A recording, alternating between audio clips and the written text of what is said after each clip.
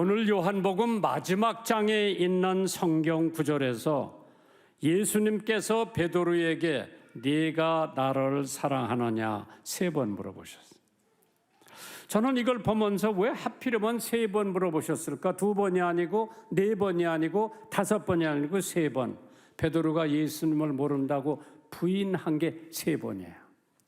그래서 아마 예수님께서 너는 나를 사랑하느냐 3번 물어보셨는데 오늘 하나님께서 김정한 목사야 너 나를 사랑하느냐? 내가 뭐라고 대답하시겠어요? 사랑한다고 하죠.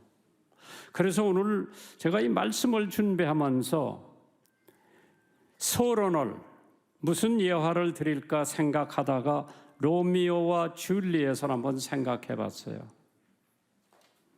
그래서 이 사람들의 사랑이 얼마나 끈끈했던가 예수님 십자가에서 돌아가시면서 그 성도들을 사랑하시는 거하고 한번 비교를 한번 해봤으면 했습니다. 로미오와 줄리엣, 윌리엄 셰익스피어의 1597년에 희곡으로 출간한 최초의 작품입니다. 셰익스피어의 4대 비극은 아니지만은 인지도 면에서 보면은 대중적이라고 할 수 있는 작품입니다. 로미오, 줄리엣. 400년 전 얘기요. 그런데 그것도 지금도 우리 극장에서 청년들이 로미오, 줄리엣 연극을 하는 것을 보면은 참 윌리엄 셰익스피어의 작품이 얼마나 위대했다고 하는 것을 가르쳐주는 대목입니다. 로미오, 줄리엣. 줄거리를 살펴보면 베로나의 명문 가문의 몬테규 집안에서 로미오는 자라났고 카플렛 집안에서 자라났는데 줄리엣이 두 가정이 늘 반목하면서 대결 상태에 있었어요. 그런데 몬테규 집안의 아들 로미오가 카플렛 집안 안의 딸 줄리엣이 첫눈에 서로 사랑하는 사이가 되었다고 하죠. 로미오의 열렬한 구애를 받아들인 줄리엣은 당장 그와 결혼을 받아들이고 로렌스 신부의 주선으로 이들은 비밀리에 결혼식을 올렸다고 합니다. 그러나 식을 마치고 돌아오는 도중에 로미오는 줄리엣의 사촌인 티볼트와 싸움이 붙습니다. 로미오가 그 줄리엣의 사촌을 칼로 찔러 죽입니다. 로미오는 추방 선고를 받고 하룻밤 줄리엣의 방에서 지새우고 베로나로 떠납니다. 그 직후 줄리엣은 왕자의 친척인 파리스 백작과의 결혼이 양친에 의해서 결정되자 적박한 사정에서 벗어나기 위해서 로렌스 신부를 또 찾아가지만은 로렌스 신부의 제안에 따라 죽음을 가장하는 약을 먹고 깊은 잠에 빠졌습니다. 다음 날 줄리엣이 죽었다고 생각한 가족들이 카플렛 집안의 묘소에 안치를 합니다. 그 사이에 로렌스 신부는 로미오에게 이 진술을 알리려고 했지만은 실패를 하고 한편 그녀의 묘에 달려온 로미오는 그녀가 죽은 줄 알고 독약을 마시고 자살을 합니다. 그가 죽은 뒤 곧 가사에서 깨어난 가짜로 죽었었죠. 줄리엣은 죽어있는 로미오를 끌어안고 자신의 가슴에 단검으로 찔러 죽습니다. 이 뜨거운 불사르는 로미오와 줄리엣의 두 연인의 사랑은 예수님의 사랑을 연상케도 합니다. 그리스도인이라고 할 것 같으면 익히 알고 있는 이 사랑의 얘기, 죽음을 잉태한 사랑, 죽음이 불가피했던 사랑, 우리를 위해 십자가에 돌아가신 예수님의 그 뜨거운 사랑 얘기가 될 수도 있습니다. 우리는 줄리엣을 자기 목숨처럼 사랑했던 로미오를 보면서 신랑 되시는 예수님의 형상을 보게 됩니다. 줄리엣의 사랑을 읽으며 마음과 목숨과 뜻과 힘을 다해 하나님을 사랑하라는 예수님의 말씀을 듣게 됩니다. 고린도전서 13장 3절에 내가 내게 있는 모든 것으로 구제하고 또 내 몸을 불사르게 내어 줄지라도 사랑이 없으면 내게 아무 유익이 없다고 하는 하나님의 말씀. 예수님께서 베드로에게 너는 나를 사랑하느냐? 예수님은 베드로를 주의 제자로 부르셨습니다. 나를 따라오너라. 내가 너로 사람을 낚는 어부가 되게 하리라. 베드로는 자신의 모든 것을 버리고 예수님을 따랐습니다. 예수님께서 3년의 시간을 지내면서 베드로에게 놀라운 기적의 역사 행하시는 것을 다 보았을 겁니다. 중풍병자 고치신 것도 봤고 오병이의 기적을 베푸시는 것도 베드로는 목격을 했습니다. 귀신 쫓아내는 것이며 풍랑을 잠잠해 하신 것, 죽은 나사로를 살리는 일까지 베드로는 다 체험을 했습니다. 겟세마네 동산에 기도하러 가시기 전에 예수님께서는 제자들이 예수님을 배신할 것을 아시고 이렇게 말씀하셨습니다. 오늘 밤에 너희가 다 나를 버리리라. 마태복음 26장 31절입니다. 그때 베드로가 예수님께 호언장담을 합니다. 모든 사람이 다 주님을 버릴지라도 저는 언제든지 버리지 않겠나이다. 그러나 주님이 체포되시던 날 그렇게도 호언장담했던 베드로는 3번이나 예수님을 모른다고 부인을 합니다. 베드로는 철저히 실패했고 그런 자신의 모습이 크게 실망되어 통곡했습니다. 베드로는 주님을 뵐 면목이 없었을 겁니다. 주님을 배신한 자신을 용서할 수가 없었고 실패감에 빠진 베드로 때문에 주님의 제자로 돌아갈 수가 없는 처지라고 생각을 했기에 자기의 본업 고기잡으로 다시 떠납니다. 무슨 낯으로 내가 예수님을 뵐 수가 있을까? 고향 갈릴리로 돌아가서 고기잡이를 하는데 밤새도록 고기를 잡으려고 했지만 한 마리도 못 잡았어. 예수님께서 제자들의 조반을 만들어 놓고 난 다음에 베드로에게 그물을 깊은 데 던져라. 그물 던지니까 고기가 얼마나 많이 잡혔는지 배가 가라앉을 정도로 고기를 많이 잡았습니다.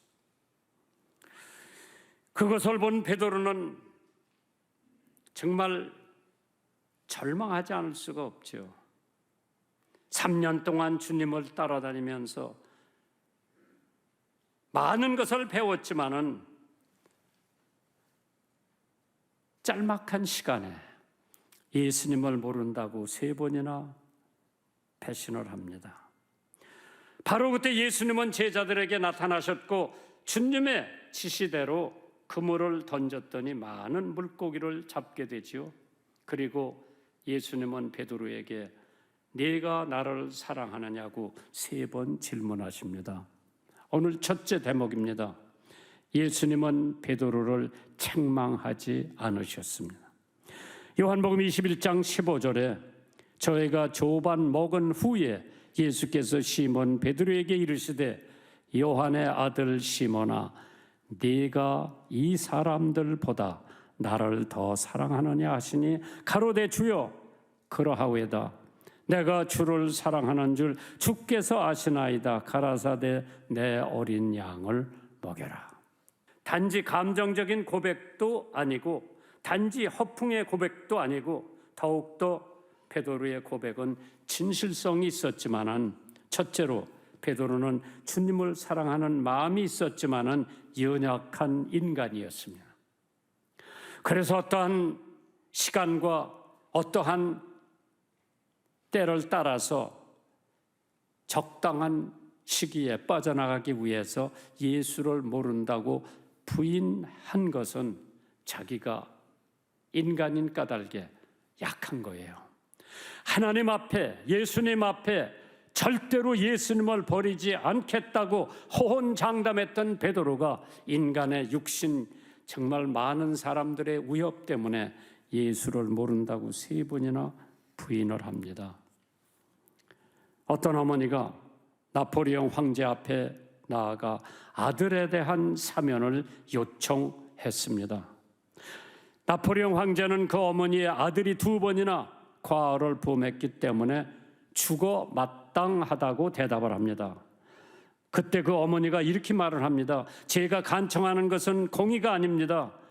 저는 자비를 구하고 있습니다. 그러자 나폴레옹이 당신 아들은 자비를 받을 자격이 없습니다.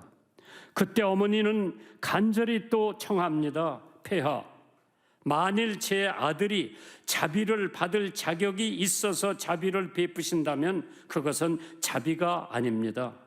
자비를 받을 자격이 없기 때문에 자비를 구하는 겁니다. 나폴레옹 황제는 그 여인의 말을 듣고 깊이 생각하더니 그 여인의 아들을 사면을 해줍니다. 그것이 어머니가 아들을 사랑하는 마음이죠. 누가복음 17장 10절에 이와 같이 너희도 명령받은 것을 다 행한 후에 이르기를 우리는 무익한 종이라 우리의 하여야 할 일을 한 것뿐이라 할지니라. 참 예수님을 영접한 사람에게는 결코 정죄함이 없다고 했습니다. 마태복음 26장 28절입니다. 이것은 죄사함을 얻게 하려고 많은 사람을 위하여 흘리는 바 나의 피, 곧 언약의 피라고 했습니다. 로마서 2장 1절에 그러므로 남을 판단하는 사람아 무릇 누구든지 네가 핑계치 못할 것은 남을 판단하는 것으로 네가 너를 정죄하매니 판단하는 네가 같은 일을 행함이니라. 하나님께서 배신한 베드로를 책하고 나무라지 않고 끌어안아서 네가 나를 사랑하느냐. 예수님이 베드로가 예수님을 사랑하는 것을 아시면서 일부러 물어보시면서 책망하지 않고 야단치지 않고 욕하지 않는 예수님의 자세를 여러분과 저는 한 번 정도 생각을 해봐야 되지 않나. 2번째 대지가 예수님은 우리에게 네가 나를 사랑하느냐 물으십니다. 베드로에게만 물으신 것이 아니라 여러분과 저에게 네가 나를 사랑하느냐. 요한복음 21장 16절에 2번째 가라사대 요한의 아들 시몬아 네가 나를 사랑하느냐 하시니 가로되 주여 그리하오이다. 내가 주를 사랑하는 줄 주께서 아시나이다. 가라사대 내 양을 치라 하셨습니다. 예수님은 3번 부인한 베드로에게 3번 질문합니다. 네가 나를 사랑하느냐. 우리는 예수님의 질문에서 생각해 봐야 할 것이 있습니다. 예수님께서 베드로에게 원하는 것은 사랑의 마음뿐이었습니다. 네가 나를 믿느냐 안 물어보셨어요? 네가 나를 따라오느냐 안 물어보셨습니다. 이 사람들보다 나를 사랑하느냐.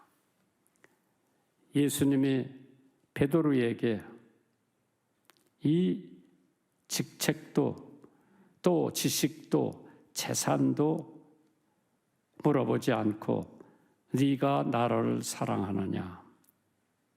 참 주한 질문이죠. 예수님을 위해 얼마나 많은 일을 했는지 물어보시지 않았습니다. 너는 나를 사랑하느냐. 우리 모두는 훗날에 예외 없이 주님의 심판대에 설 겁니다. 그때 예수님께서 우리들에게 너 얼마나 많은 돈을 벌다가 왔느냐 안 물어보세요. 너 얼마나 많은 큰 평수의 아파트에서 살다가 왔느냐 안 물어보실 거예요. 너 얼마나 좋은 대학을 나왔느냐 안 물어보실 거예요. 너 나를 위하여 얼마나 대단한 일을 했느냐 안 물어보실 거예요. 너 나를 얼마나 사랑했느냐. 너 얼마나 다른 이들보다 나를 사랑하느냐 물어보실 거예요. 여러분 자녀보다, 여러분의 명예보다, 여러분의 부귀보다 주님을 더 사랑한다고 대답할 수 있는지 한번 생각해 보세요.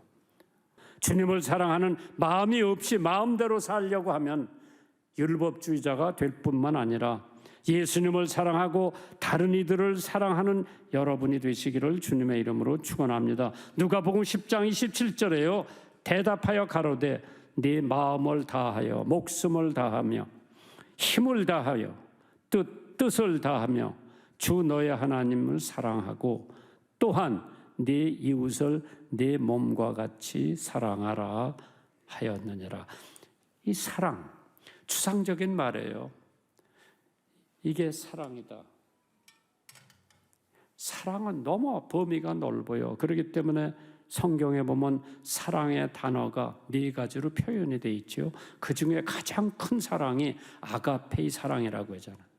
그게 희생적인 사랑, 자기를 돌보지 않고 오직 하나님, 오직 내 이웃을 내 몸과 같이 사랑하는 그것이 가장 깊은 사랑이라고 하죠.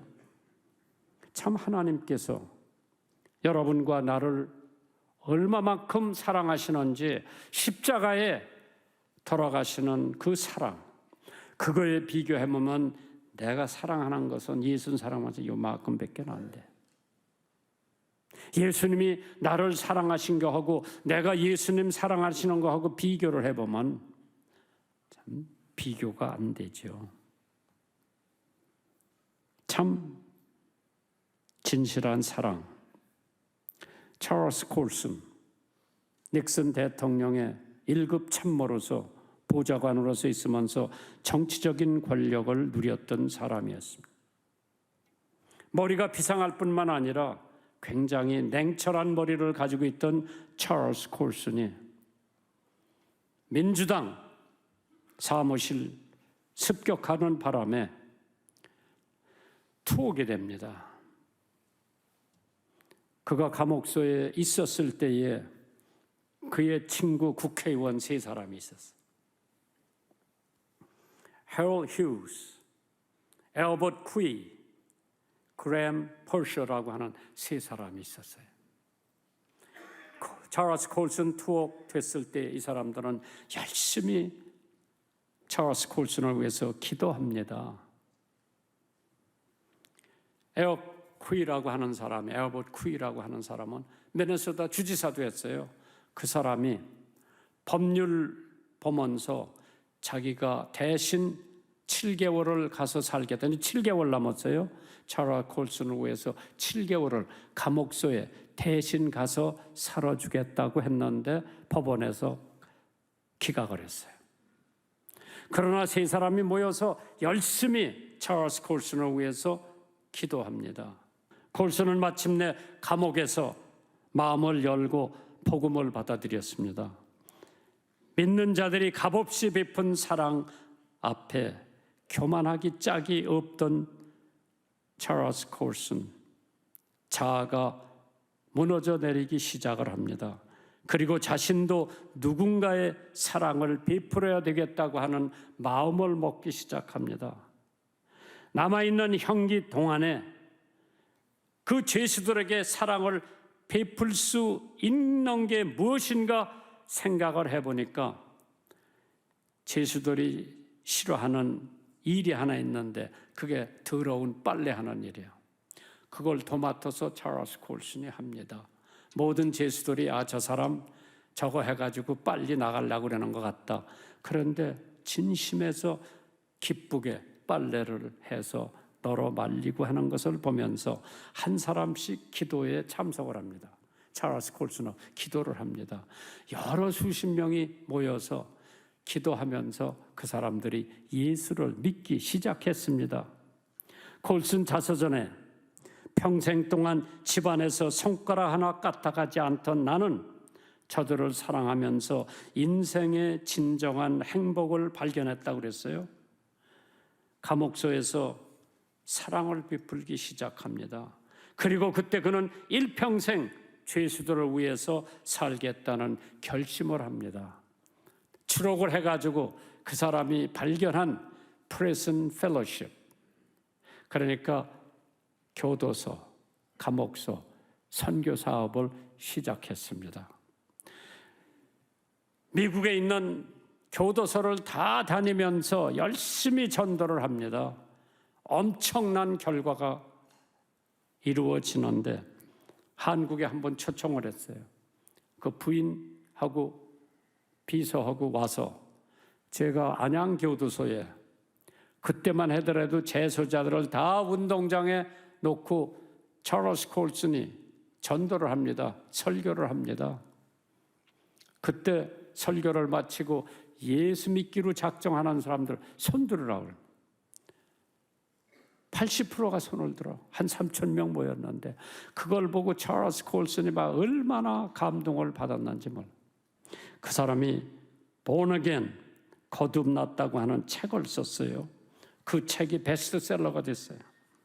교도소 선교를 하면서 베스트셀러가 됐는데 그 후에 그 사람은 기독교 종교계의 노벨상이라고 하는 템플길 상을 받게 됩니다. 그는 외국 잡지에서도 템플길 상 수상한 찰스 콜슨에 대해 이렇게 평가를 했습니다. 현재 미국에 가장 건강한 사상적 영향을 끼치고 있는 저술가이자 예수 그리스도의 복음을 통해서 가장 강력한 영향을 끼치고 있는 전도자, 그리고 가난하고 억눌린 사람들의 가장 따뜻한 이웃인, 그가 새로운 이웃이 되어 우리 곁에 돌아왔다. 어느 누구도 그가 그러한 존재가 되리라고 상상했던 사람은 한 사람도 없었습니다. 그러나 그 동지에 예수님의 사랑을 전했을 때 그 냉랭했던 찰스 콜슨의 마음을 움직여 그가 교도소 선교를 하면서 그 흉악한 범들을 한 사람 한 사람씩 예수의 사랑 안으로 끌어들이는 것을 봤을 때 하나님의 복음의 능력이 얼마나 위대하다고 하는 것을 느끼고 하나님 사랑, 이웃 사랑, 자신 사랑, 세 번째 대목이 있다고 할 것 같으면 주님께서 내 양을 먹이라고 말씀하십니다. 목회자, 성직자의 가장 귀한 의무는 성도들을, 성도들을 먹이는 것이라고 했습니다. 요한복음 21장 17절에 세 번째 가라사대 요한의 아들 시몬아, 네가 나를 사랑하느냐 하시니 주께서 세 번째 네가 나를 사랑하느냐 하심으로 베드로가 근심하여 가로되 주여 모든 것을 아시오매 내가 주를 사랑하는 줄 주께서 아시나이다. 예수께서 가라사대 내 양을 먹이라. 예수님은 연약한 베드로를 용서하셨고 회복시키셨고 사명까지 맡기셨습니다. 사명 중에 가장 귀한 사명은 하나님의 양떼를 먹이는 것이라고 했습니다. 오늘 여러분들도 아시다시피 그가 양떼를 열심히 먹이다가 순교한 사실을 잘 아실 겁니다. 우리가 복음을 전하다가 어떻게 마지막으로 맺을지 모르죠. 실패하고 넘어지는 나약한 인생에게 찾아오신 예수님이 손을 내미시면서 주님의 손을 잡으시고 우리들을 일으키시는 그분의 사랑, 부활하신 주님을 만나고 그 주님을 가장 사랑하는 베드로와 같이 여러분과 저도 주님이 너 나 사랑하느냐 하면은 주님이 아시지요? 제가 주님 사랑하는 거 아실 겁니다. 내 양을 먹여라. 내 양을 쳐라. 내 양을 양육하라. 오늘 여러분과 저에게 주시는 하나님의 사명입니다. 그래서 믿지 않는 사람 한 사람이라도 전도해서 예수 믿고 구원받게 하는 것이 오늘 여러분과 나의 사명인 것을 깨닫고 앞으로 남은 여생 전도에 매진해서 믿지 않는 한 사람이라도 여러분들이 전도하시기를 주님의 이름으로 축원합니다.